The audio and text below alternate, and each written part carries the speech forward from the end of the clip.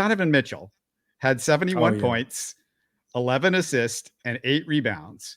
And just so everybody knows out there, Frank's Twitter sprays, they came at me hard when I suggested the Rockets Oh make a Lord. play for him over the offseason. His numbers this year, 29 points per game on 49% shooting and 41% from three. The Cavs are now a 3 seed out east or tied for the 3rd seed. Frank, when you got a chance, as I said before, to get a 25-year-old all-star for a bunch of what if Brooklyn picks, you do it.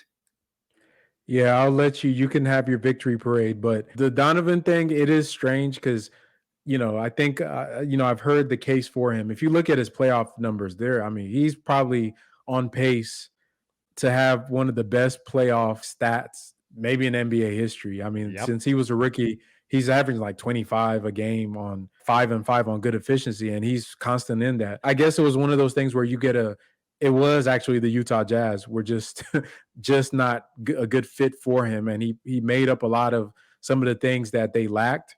And now that he's on a team with more complementary pieces, more dynamic players, more dynamic bigs, he's not having to do everything. Really gets a lot of freedom. And if you think about it, on that Jazz team, he was the sole creator. A lot of those guys couldn't really do anything, so he must have really worked hard to get what he was getting.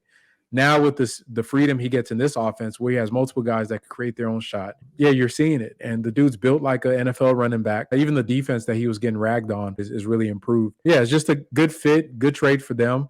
A bad trade for who was it that for Utah, right? What did they give up a bunch of stuff for him?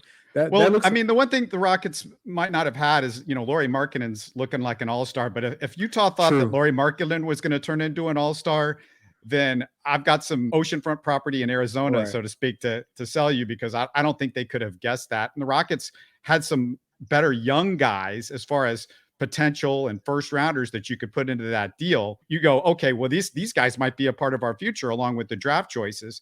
And before I hear the chorus of, but what about Wemby, people, I got a couple of thoughts on that. Number one, you didn't have to give up this year's first round pick because Right. Cleveland didn't give up an asset like that. They didn't give up a shot at Wemby.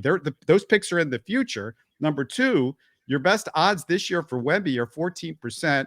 You might as well cut that down to 7%. You heard me right. You might as well cut it down to 7% because I'd say there's at least a 50-50 chance that a 7'3" player craps out because of injuries.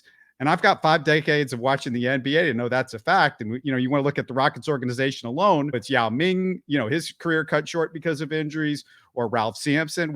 We've seen it before.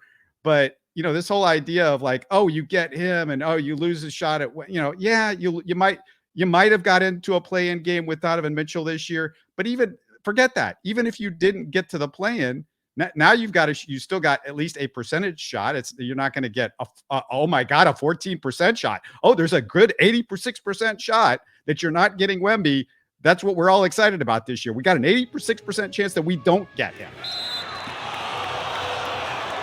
You're listening to Houston Sports Talk.